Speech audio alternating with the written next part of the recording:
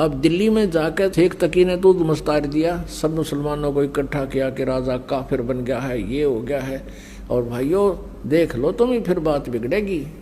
तो मुसलमान कहने लगे पीर जी फिर क्या इलाज हो? कहा कि तुम सब मेरे साथ चलो, एक काफिर आया हुआ है और वो उसने राजा पे कोई जादू जंत्र कर रखा है, वो तो उसके सिवा किसी की मानता ही कुछ नहीं है। आप मेरे साथ चलो और उसकी परीक्षा लेंगे, उसको उबलते हुए तेल के, सरसों के तेल के कढ़ाई में हम डाल कर देखांगे, वो मर गया तो ठीक से, और नहीं मरा तो मान लेंगे ये भगवान है, अल्लाह है।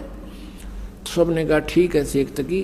तो लेकर हजारों मुसलमानों को और पहुंच गया, जिंदाबाद मुर्दाबाद करता हुआ सिकंदर लोधी के राज दरबार के सामने। अब राजा ने पता करा कि केस और हो रहा, पता लगा कि जी शेख तकी हजारों मुसलमानों को, जनता जनों को लेकर आया हुआ है। राजा ने 5-10 को, मुखिया को अंदर बुलाया, कारण पूछा तो उन कारण बता दिया गया। अब सिकंदर लोधी बड़े दुखी हुए कि महात्मा को लात इसलिए था कि ये कुछ विचार सुनेंगे इनका और हमारा ये आपस का द्वेष कम होगा, पर इसने तो जुल्म कर दिया शेख तकी ने। तो कबीर जी को वहीं अपने ही रेजिडेंस में अलग से कमरे में रखा हुआ था, वहां आदर से रह रहे थे। वहां गए तो कबीर जी ने पूछा क्या कारण है राजन, बड़े मायूस हो? सारी कहानी बताई। सिकंदर लोधी को शेख तकी ने बताया था कि हम इसकी परीक्षा लेंगे और हम ऐसे ऐसे उबलते हुए सरसों के तेल के कढ़ाई में डालकर इसको देखेंगे, ये जीवित रहेगा तो हम भगवान मान लेंगे। अब कबीर जी ने कहा कि एक काम करो, इसको कह दो अपना कर ले काम जो करना चाहता है। और सिकंदर लोधी आज्ञा लेकर शेख तकी से कह दिया कि कर लो तुमने जो करना है। अब सिकंदर लोधी को विश्वास था कि ये कुछ नहीं बिगाड़ पाएंगे। उधर से अच्छे मोटे मोटे लकड़ चूल्हा बड़ा बना कर उसके ऊपर बड़ा कढ़ाई रख कर सरसों का तेल भर दिया और उसमें लकड़ जला दिए। उनको लकड़ जलाने वालों से कह दिया इसने कति इतना उबाल दो न जल उठे और इसमें प्रवेश होते ही चरण देसी खत्म हो जा। ऐसा ही कर दिया, उबले न पूरी तरह जैसे चाय उबला करे। अब शेख तकी ने कहा कि लाओ उसको पकड़ कर डालो इसमें। परमेश्वर उठकर आगे खड़े हो गए कढ़ाई के पास और कहा आप इतना कष्ट ना कीजिए शेख तकी जी, मैं अपने आप प्रवेश कर जाता हूँ। परमात्मा एकदम उसमें प्रवेश कर गए और बैठ गया आराम से। गर्दन बाहर दिख रही है, परमात्मा बैठे नो देखे आराम से।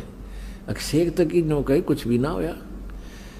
शेख तकी क्या कहता है कि इसने इस गर्म तेल को जंतर मंतर करके ठंडा कर दिया। अब सिकंदर लोधी ने सोचा भी गुरुजी कबीर जी का कुछ नहीं हुआ तो हो सकता है ये ठंडा कर रखे हो, जंतर मंतर करके ला देख लूं। तो कहने लगा सिकंदर लोधी कि मैं चेक करता हूं।